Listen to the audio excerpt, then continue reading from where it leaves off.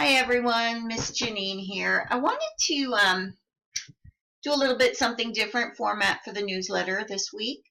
And the topic I want to talk about is process loss. Process loss. It is a term in psychology used when we look at a group or a team and their productivity. Process lost is when they are focusing on things that are not revenue producing, task oriented. It's that filler time. But I know many of you are solopreneurs. Maybe you just have one or two employees, and process loss still applies. It applies to you and me, Miss Savannah sitting over here, and how we use our time. So think about that. How are you using your time? I was working with a client recently, and I pulled out an old recording with Sylvia Laffaire, and she's the author of Don't Bring It to Work, and I'm going to attach the recording. I think you'll enjoy it. But some interesting statistics here. Fortune 500 HR execs spend up to 1/5 of their time dealing with litigation activities, and a full 30% of a typical manager's time is spent dealing with conflict. 30%. And she goes on to say employees spend about 25% of their time, or 2 hours a day, partaking of unpredictable squabbles. Unpredictable squabbles. 2 hours. You're paying your employees 2 hours a day, and let's just say one. But really, if they're squabbling with somebody, so you're paying two people. But one at 2 hours times 5 times a day, that's 10 hours.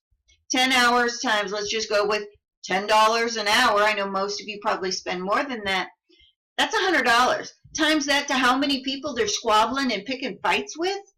And remember, so those are all process loss things. 2 hours of squabbling.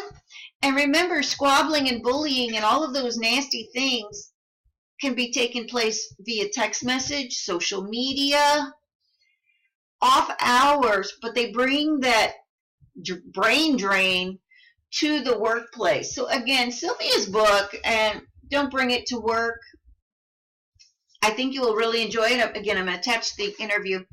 But when we go back to focusing on process lost, that's a lot of time. And I want you to look around, watch yourself, watch your employees. Is the time wasted or not being utilized appropriately because somebody doesn't know what to do? So that's where, again, time is money. Time is money. I had the conversation with the client on his salary. I said, when you're salary, it's easy to become a workaholic or say, I'll do it tonight. I'll do it when I get home. I'll deal with that later. But guess what?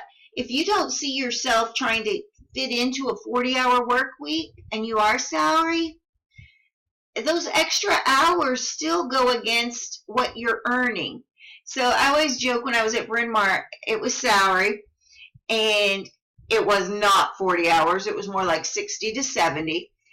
But I realized, if you're not on top of writing notes and doing things, those extra hours really bring your salary down. I said, probably I'm making $2 an hour by the time it all worked out. So you have to, again, pay attention to how you're using your time.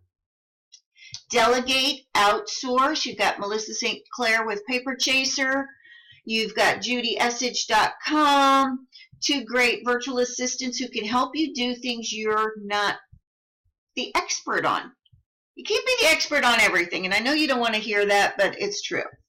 You will grow your business faster if you outsource. And there should be an ROI. Everything they're doing for you, these ladies, whether it's Judy or Melissa, should have an ROI attached. It should be helping you grow your business, do your marketing, something. And another thing I want you to think about is, how many hours, how many days a week are you working?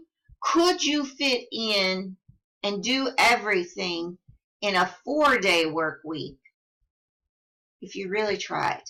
And give yourself some extra freedom or flexibility to enjoy life. Think about that. So again, some things I want you to think about. Process loss. Where are hours and minutes being wasted because people are goofing off? You know, there's always going to be a little bit of, chit chat around the water cooler, so to speak, and that is needed. But really look at if there's time people are truly dilly-dallying, and why. Do they not know what to do? Do they not know how to do it? Maybe you're paying them and you don't need to be. Maybe they don't need to work that many hours. So work on your time management, your leadership abilities, and look at the process loss. Look at what you can delegate to someone else. You don't need to keep maybe a graphic designer on full time. You can outsource to, again, somebody on Fiverr, a virtual assistant, Elance, any of those type of sites. And I challenge you again to try to be more productive by either looking at a 5-hour workday, shaving off 3 hours, or a 4-day. My team and I only work 4 days. That's all we work.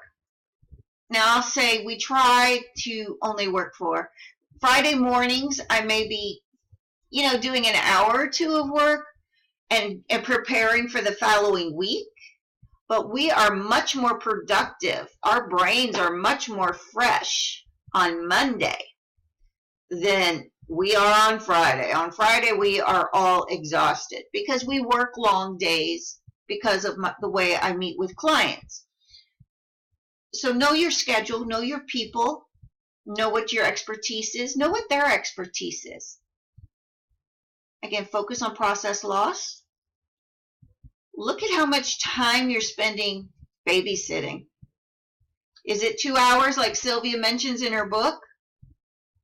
That's a lot of time. And it's almost, some of you have your team and you have that relationship where you could probably say, you know what? The minute you start being unproductive, I'm not paying you. The minute you're squabbling, the clock stops. I'm not paying you to squabble. You're going to owe me.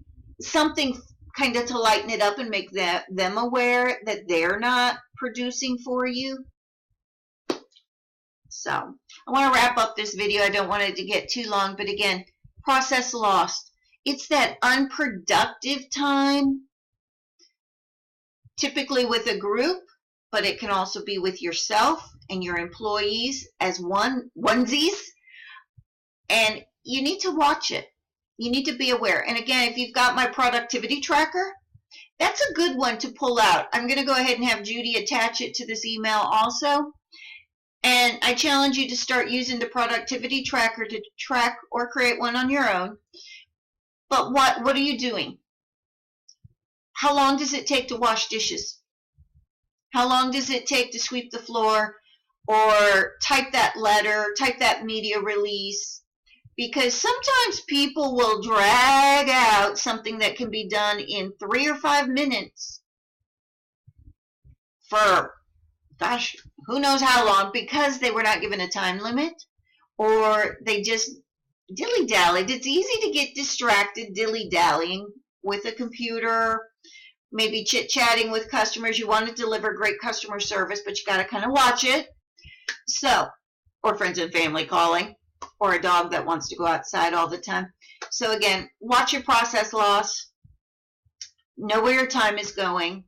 Enjoy the audio from the archives years ago with Sylvia Laffaire, and have a great week. And remember, I'm here to help you grow your business, to grow personally, professionally, hone your leadership, management skills, social media. I'm here to help you. So, have a great day, and I will talk to you soon. Bye-bye.